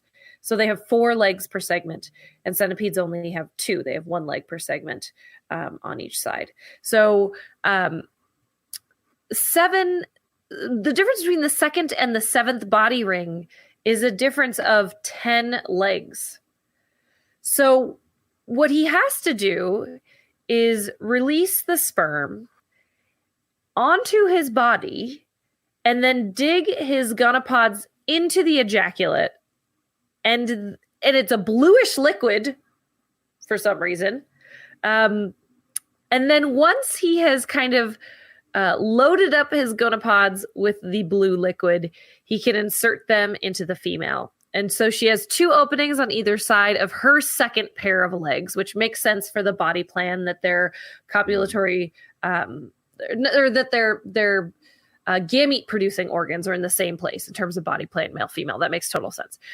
So hers are on her second pair of legs. And then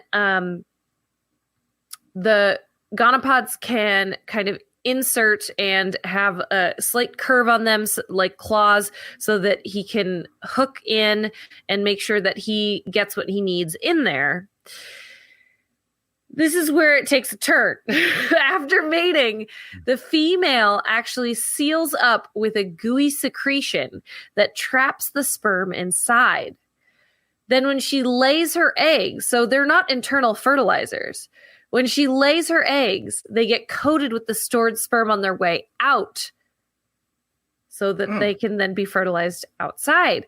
But Interesting. The expectation was that because there's secretions happening anyway from the male, that this secretion is something provided by the male to seal her off so that she can't mate again, to reduce sperm competition. Makes perfect sense. We know well about that in the invertebrate life cycle. However, they found glands inside the female with their CT scans. So they actually think the secretion comes from the female. They have no idea why. It could be her way of protecting herself. It could be a way of preserving the sperm. That's kind of what I thought. Like, I'm not ready. This is not. I've got that. It's a great strategy. I can do the mating now. Mm-hmm. I'm all set. Now I just have to find the right time and place. Yeah. Wow. Absolutely. Yeah. So we have more information than we did before, which is great for a bunch of reasons. One is just that invertebrate sex is fascinating. At least if you're me, or these researchers. But the other thing is that when we understand how animals mate, we can understand other things about their lives, their role in an ecosystem, and how to save or eradicate them, depending on what animal they are and what their situation is. So from a wildlife management standpoint, understanding how mating works is quintessential. So it's fascinating, weird, bizarre, cool, whatever you want to call it. We understand a lot more about millipedes. That being said, there were like 13,000 species of millipedes that we know of. They're divided into about 16 orders that we know of. And most of them, we don't have any idea what any of their genitalia look like or how they work. So this is all this is our first step in understanding millipedes. They could all be very similar, and then we can kind of draw conclusions from there, or they could all be like different colors in a rainbow. Right. And knowing how to look for it is how we can discover more about all of them and see how similar they are, how different they are. Right. If they have different, I mean, I would imagine there are different solutions for different environments. For, right. But you can guess different life histories. Yeah. So part of the thing was that this species was such an exhibitionist and didn't mind performing in the lab. So it was great. Yeah, that's a big part of the research. Can we get it to work in the lab? Part. But now that we know certain things, like where gonads live, we can take a millipede of a different type that does not want to perform in front of an audience and potentially dissect and see if we can find similar structures in similar places. And if we keep finding this stuff behind the second set of legs, then we can kind of extrapolate from there and be able to study further without having to watch them in the act, which would be huge. That would be huge. Although I think another important step would be to find out if they have the same kind of reproductive plug to decrease sperm competition in other species, because that seems, and then if there's the same kind of female process as is described in this one, because that I think is really interesting. Absolutely, yeah. I want to know 13,000 species. Are they all the same? Probably not. No. I'm going to go with no.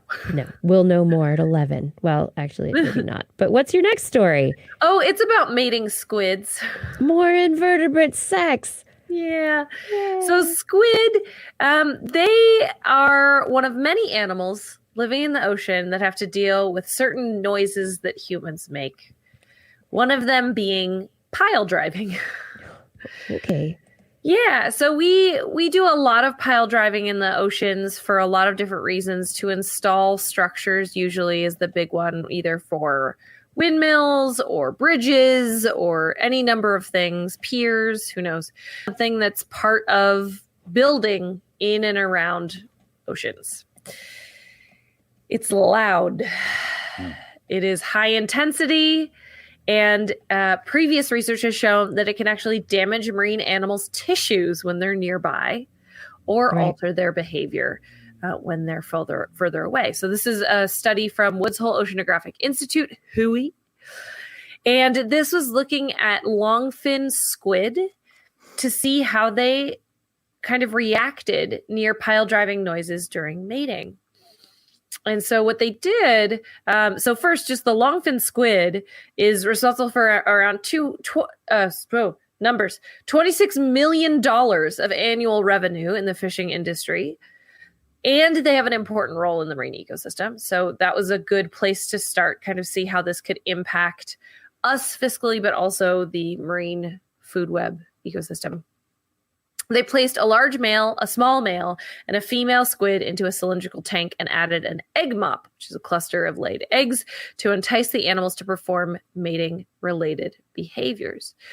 So there are different squids with other mating rituals and tactics.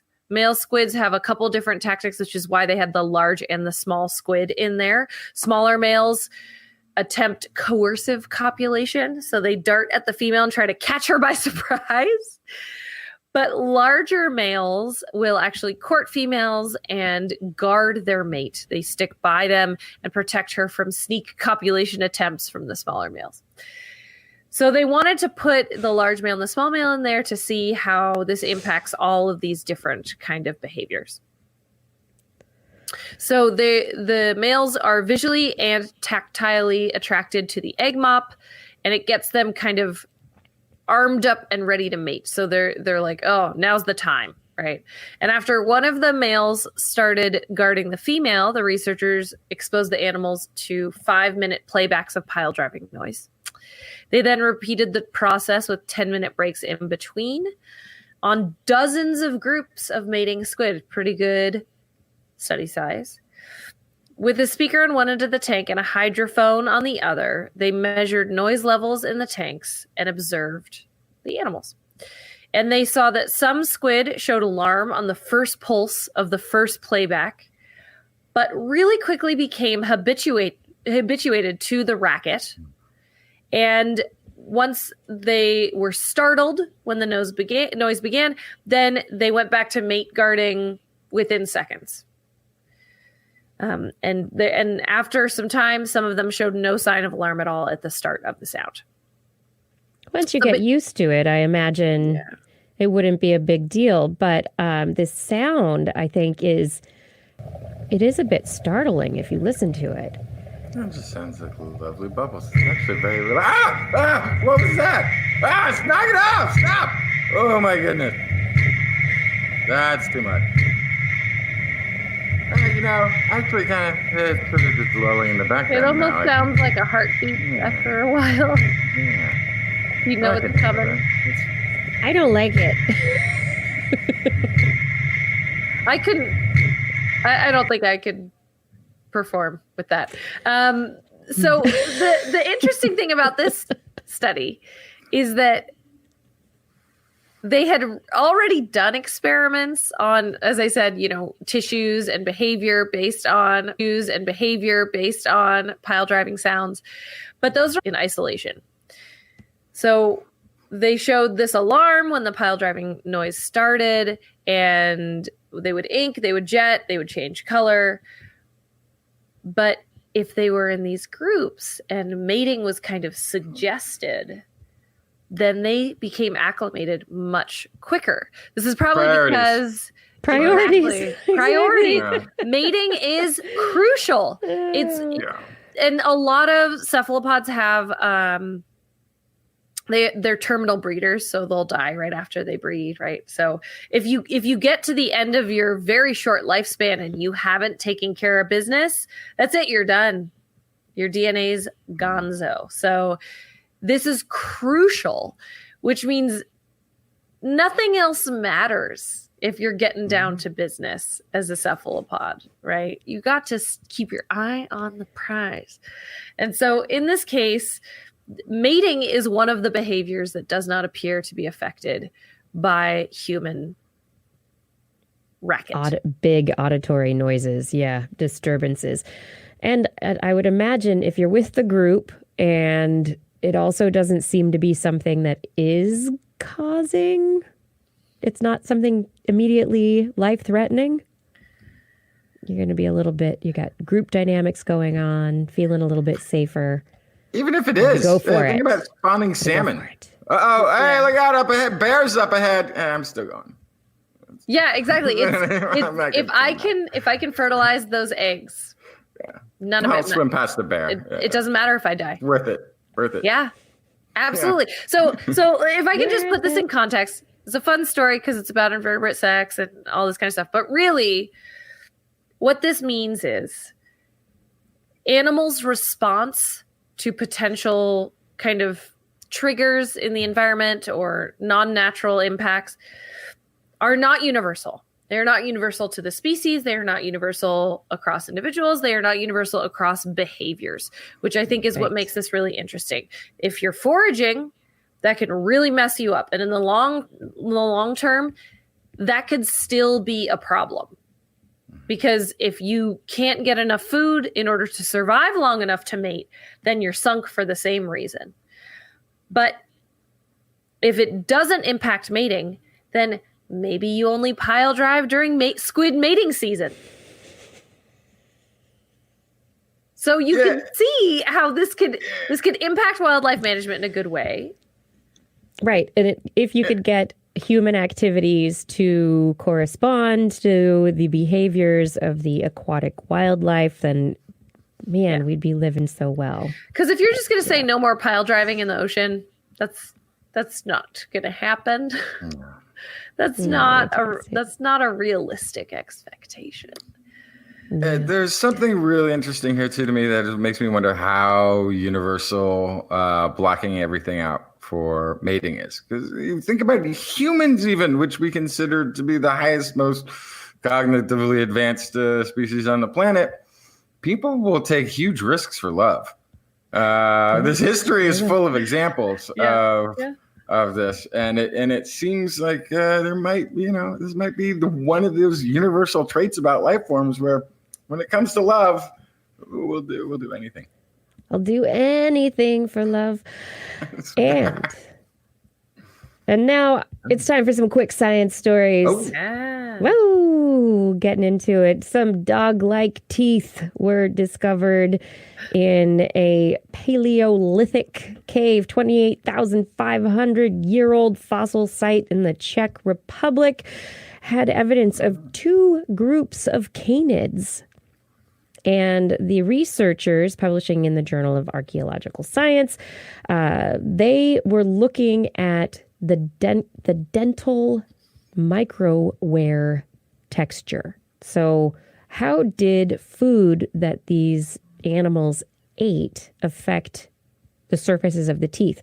What they discovered is that there were 2 very distinct wear patterns on the surfaces of the teeth, and one of the groups that they're comparing to wolf-like canids seem to have smaller wear scars, probably because they were eating more flesh, like mammoths, and the others had larger wear scars that indicated a diet including hard, brittle foods.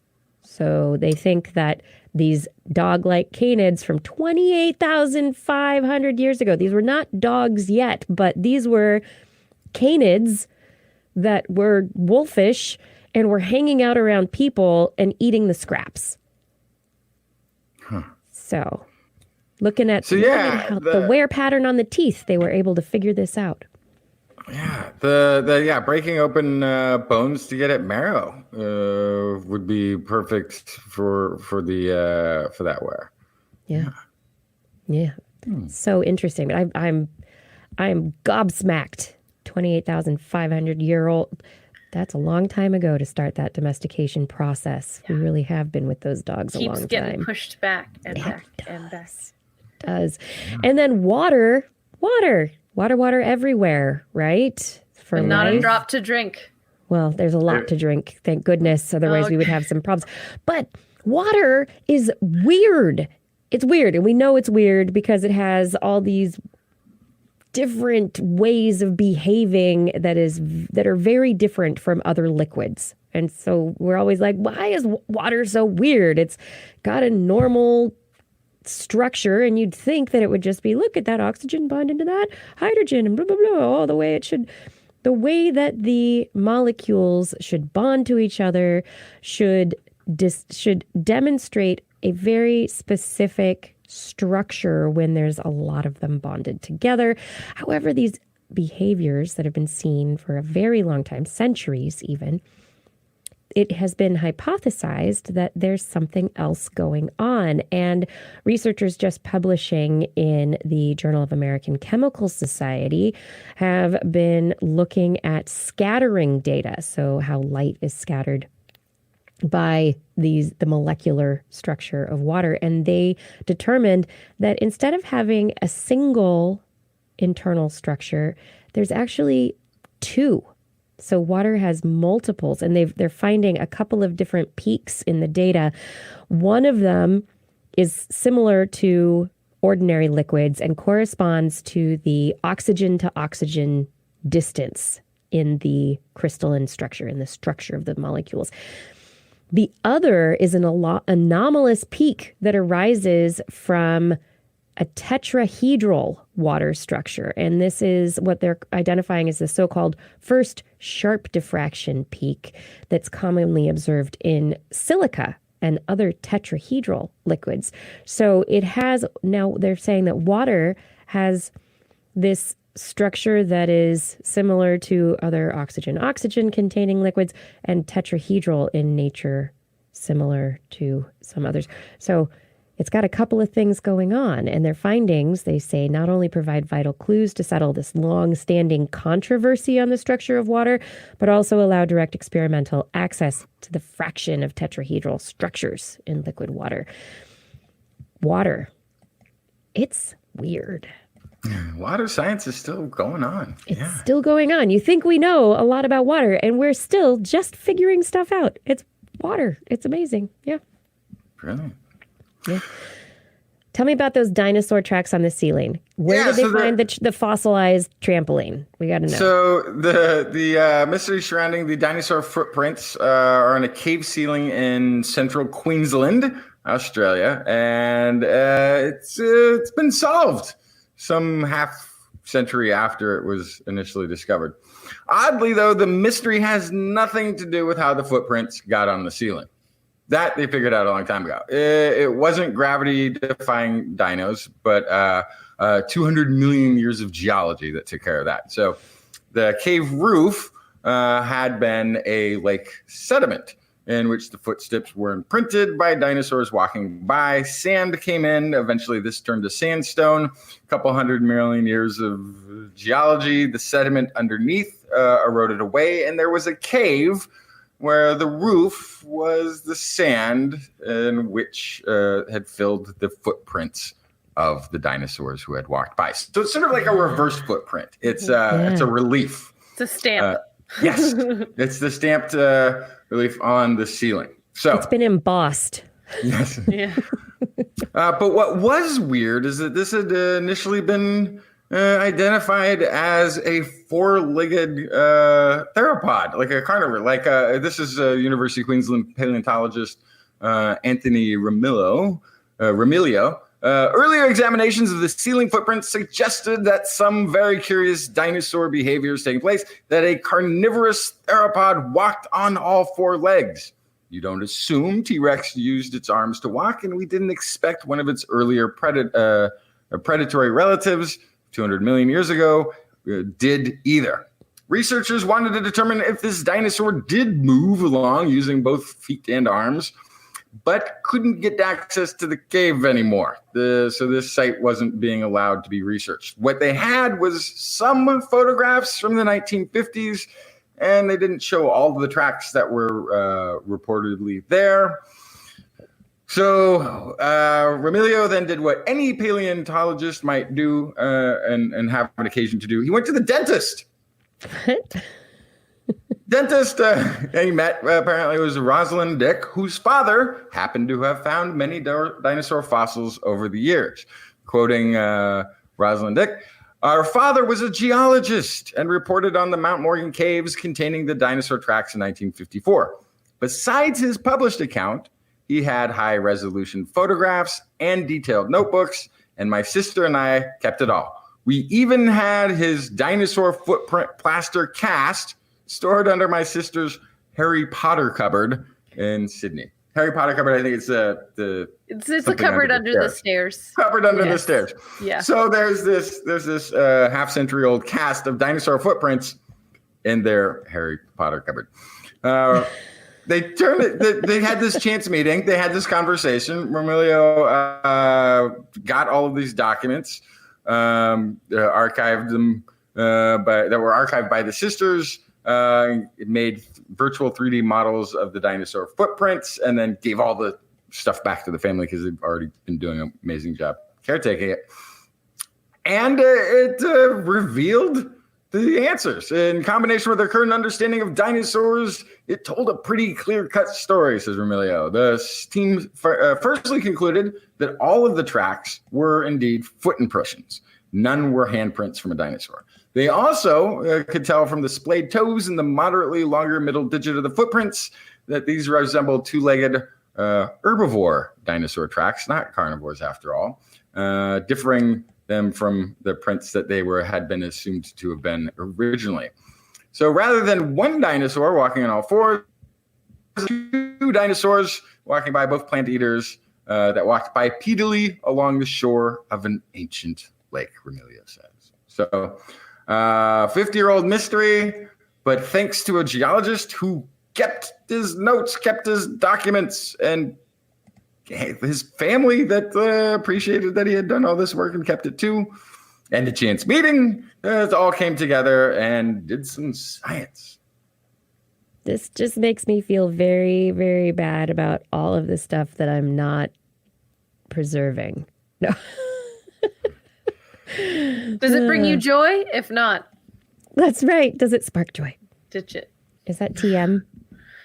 Blair, did you have last? It is. Oh. It is just to keep the blaster cast when you're not using that. It's taking up storage space. You could see somebody, but the fact that it managed to get back into the right hands of somebody who was interested in solving this puzzle was, I think, fantastic. Yeah, I think it's wonderful. It really, this makes me root for all the pack rats in the world. There you go. That's right. Blair, was your last story?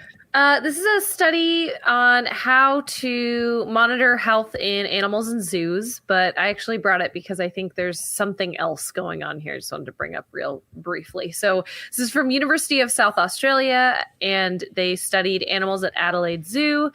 9 species of animals: giant pandas, African lions, Sumatran tigers, orangutans, baboons, koalas, red kangaroos, alpaca, and the little blue penguin, which if you don't know what that looks like, head to Google because they're amazing. But they were able to use high-resolution digital cameras installed on a tripod in order to take an animal's pulse and check its breathing rate. So you can actually extract cardiopulmonary signals from the animals in a zoo setting without touching them, which is awesome. It definitely allows for consistent, repeated recording of data on animals' health. But the thing that I wanted to mention here is that a couple of people with this story I saw on the internet editorialized that this will remove the need to anesthetize animals in zoos or ever put hands on them, which is not true. If an animal has a toothache, you can't have the first time you're touching them before an oral surgery. So no matter what, if you have animals living in captivity, you are going to need to anesthetize them or get them used to being touched regularly by a human in order to be able to provide excellent care.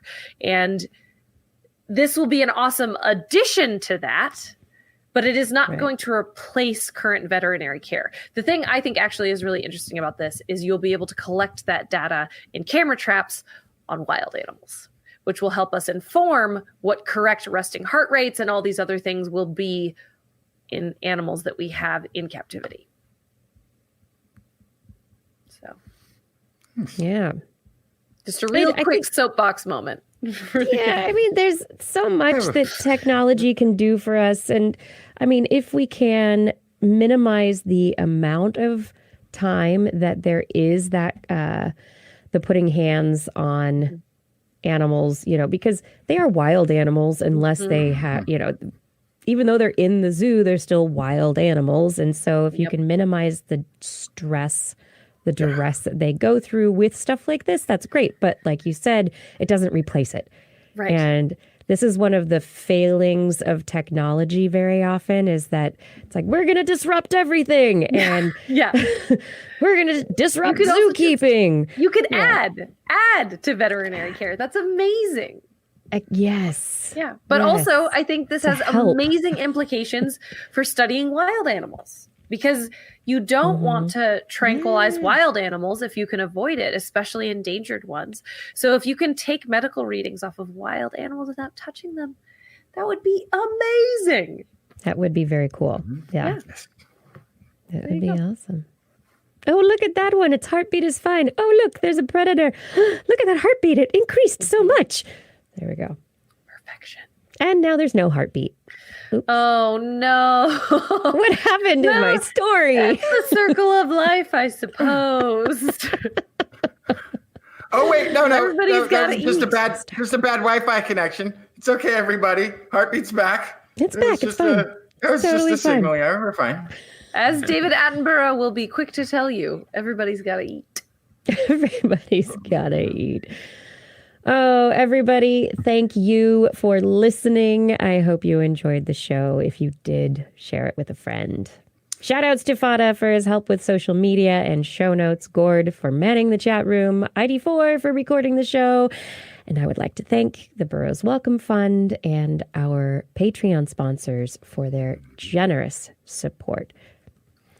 Thank you to Paul Disney, Stu Pollock, Ed Dyer, Andrew Swanson, Craig Landon, Ed Philip Shane, Ken Hayes, Charlene Henry, Joshua Fury, Steve DeBell, Alex Wilson, Tony Steele, Richard Porter, Mark Bissaros, Bob Calder, Jack, Matthew Litton, Jason Roberts, Bill Cabe, Eric Knapp, Richard Brian Condren, Dave Neighbor, Maddie Perrin. Is that new? I think I've said it already. Maddie Perrin, Ben Bignell, Justin Taylor P.S., Josiah Zahner, Howard Tan, Donald Mundus, Sarah 44, Dan K, Matt Bass, Darwin Hannon, Patrick Pecoraro, Gene Tellier, John Gridley, Corinne Benton, Adam LaJoy, Sire Chavis, Rodney Lewis, Tiffany Boyd, Mountain Sloth, Cesar Gradney, Stephen Alberon, John Ratnaswamy, Dave Friedel, Daryl Myshak, Paul Ronovich, Jude Oster, Dave Wilkinson, Noodles, Kevin Reardon, Christoph Zucknarek, Ashish Pants, Ulysses Adkins, Artyom, Rick Ramus, Paul, John McKee, Jason Olds, Brian Carrington, Christopher Dreyer, Lisa Suzuki, Jim Trapeau, Greg Riley, Sean Lamb, Steve Leisman, Kurt Larson, Rudy Garcia, Marjorie Gary S., Robert Greg Briggs, Brendan Minish, Christopher Rappin, Flying Out, Aaron Luthen, Matt Sutter, Mark Hessenflow, Kevin Parachan, Byron Lee, and E.O.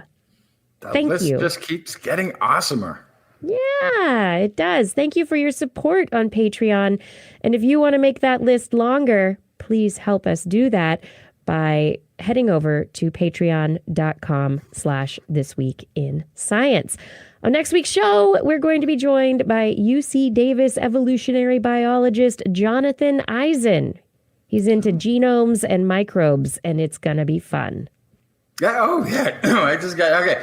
We will be back on Wednesday at 8 p.m. Pacific time, broadcasting live from our YouTube and Facebook channels, and also from twist.org/live. Want to listen to us as a podcast? You can search for This Week in Science wherever podcasts are found. And if you enjoy the show, get your friends to subscribe as well. For more information on anything you've heard here today, show notes and links to stories will be available on our website, www.twist.org. And you can also sign up for our newsletter. We have a newsletter? Yeah, and if you would like to, you can contact us directly as well. You can email Kirsten at thisweekinscience.com, Justin at twistminion@gmail.com, or me, Blair, at blairbaz@twist.org. Just be sure to put twist, TWIS, in the subject line, or your email will be spam filtered into oblivion. You can also hit us up on the Twitter where we are at Twist Science, at Dr. Kiki, at Jacksonfly, and at Blair's Menagerie. We love your feedback. If there's a topic you would like us to cover or address, a suggestion for an interview, a haiku that comes to you tonight, please let us know. We'll be back here next week, and we hope you'll join us again for more great science news. And if you've learned anything from the show, remember, it's all in your head. This Week in Science. This Week in Science. This Week in Science. This Week in Science, it's the end of the world. So I'm setting up shop, got my banner unfurled. It says the scientist is in, I'm gonna sell my advice. Show them how to stop the robots with a simple device. I'll reverse global warming with a wave of my hand. And all it'll cost you is a couple of grand. 'Cause this week's science is coming your way. So everybody listen to what I say. I use the scientific method for all that it's worth. And I'll broadcast my opinion all over the earth. 'Cause it's This Week in Science. This Week in Science. This Week in Science. Science. Science. This Week in Science. This Week in Science. This Week in Science. Science. Science. Science. Science. I've got one disclaimer and it shouldn't be news. That what I say may not represent your views, but I've done the calculations and I've got a plan. If you listen to the science, you may just yet understand that we're not trying to threaten your philosophy. We're just trying to save the world from jeopardy. Jeopardy. Jeopardy. And This Week in Science is coming your way. So everybody listen to everything we say. And if you use our method instead of rolling a die, we may rid the world of toxoplasma gondii. Cause it's This Week in Science. This Week in Science. This Week in Science. Science. Science. Science. Science. This Week in Science. This Week in Science. This Week in Science. Science. Science. Science. Science.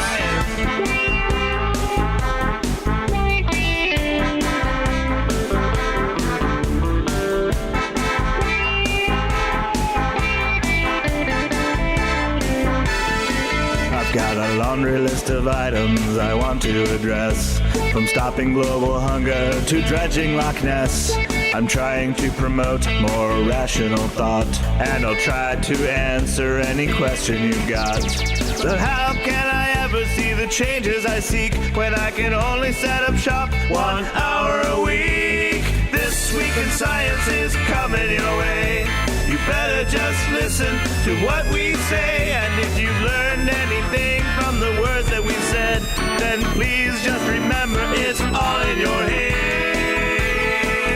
'Cause it's This Week in Science, This Week in Science, This Week in Science, Science, Science, Science, Science, This Week in Science, This Week in Science, This Week in Science, Science, Science, Science, Science, This Week in Science, This Week in Science, This Week in Science, This Week in Science, This Week in Science, This Week in Science, This Week in Science, This Week in Science.